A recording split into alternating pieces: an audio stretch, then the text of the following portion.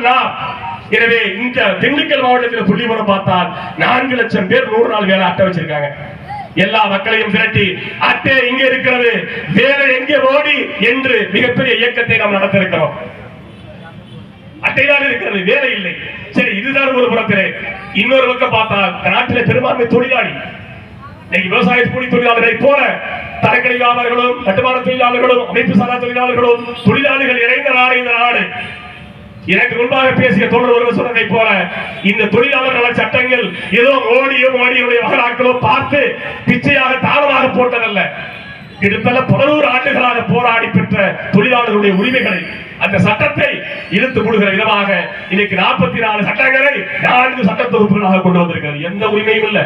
தொழிலாளி போராட முடியாது, உரிமை கேட்க முடியாது, பணிநிரந்தரம் போட முடியாது.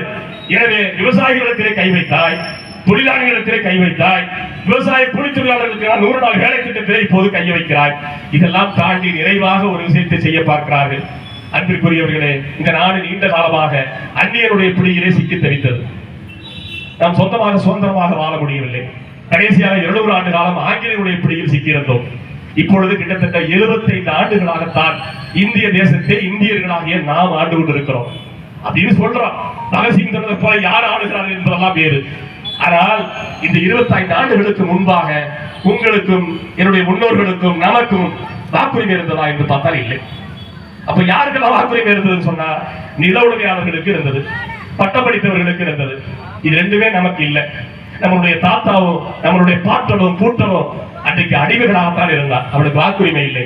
எப்பொழுது இந்திய அரசியல் சட்டம் வந்ததோ அந்த அரசியல் சட்டம் மிகச்சிறந்த ஆகச்சிறந்த ஒரு சொத்தை நம்மளிடத்திலே விட்டு சென்றது. அது என்ன என்று பார்த்தால், இந்திய அரசியலமைப்பு சட்டம் தந்த ஆகச்சிறந்த உரிமைகளில் ஒன்று வயது வந்த அனைவருக்கும் வாக்குரிமை.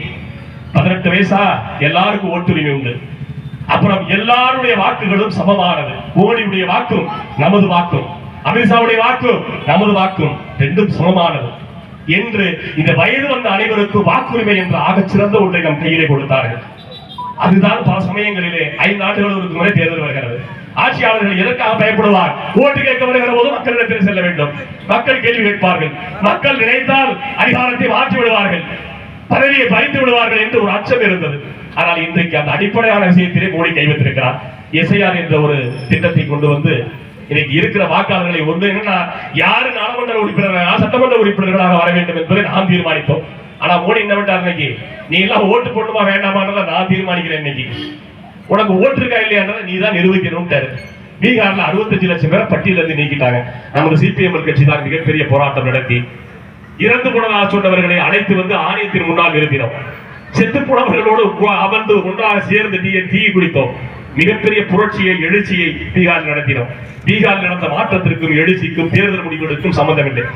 தேர்தல் முடிவுகளில் ஏகப்பட்ட பிராடு பண்ணி 202 இடங்களில் ஆட்சி அதிகாரத்தை பிடித்திருக்கிறது பிஜேபி. தமிழ்நாட்டில் எஸ்ஐஆர் வந்துருச்சு. தமிழ்நாட்டில் பார்த்தால் 1 கோடி பேருக்கு ஓட்டு இல்லை. இங்க திண்டுக்கல்ல புள்ளிவரத்தை எடுத்து பார்க்கிறேன், 3 லட்சம் பேர் ஓட்டு இல்லை. ஆனால் நம்மளுடைய வாக்குகளை ஓட்டுகளை இங்க இருக்கிற இந்த அரசாங்கம் இன்னைக்கு எஸ்ஐஆர் திட்டத்தின் அடிப்படையில் வாக்குரிமையை பறிக்கிறது. எனவே அரசியலமைப்பு சட்டத்தை குழி தோண்டி புதைக்க பார்க்கிறது. நமக்கு இருந்த வயது வந்த அனைவருக்கு வாக்குரிமை என்ற அடிப்படை நமக்கு எதிராக திட்டத்தை கொண்டு வந்து நம்முடைய வாக்குரிமையை பறிக்கிறது. விவசாய கூலி தொழிலாளர்களுக்கான 100 நாள் வேலை திட்டத்தை பறிக்கிறது. விவசாயிகளுக்கான சட்டத்தை கொண்டு வந்து இந்த வேளாண் சட்டம் வந்து திரும்பப்பட்டதை தவிர விவசாயிகளுடைய கோரிக்கை எதுவும் நிறைவேறவில்லை, அப்படியேதான் இருக்கிறது. தொழிலாளர்களுக்கு விரோதமாக சட்டம் வருகிறது. தொடர் சொன்னதை போல வழக்கறிஞர்கள் எல்லாம் வழக்காட முடியாத நிலைமைக்கு எளிய மக்களை சிறையில் தள்ளுகிற கொடுமையான சட்ட திருத்தங்கள் வந்திருக்கிறது. கிரிமினல் சட்டங்கள் அமெண்ட்மென்ட் வந்துருச்சு.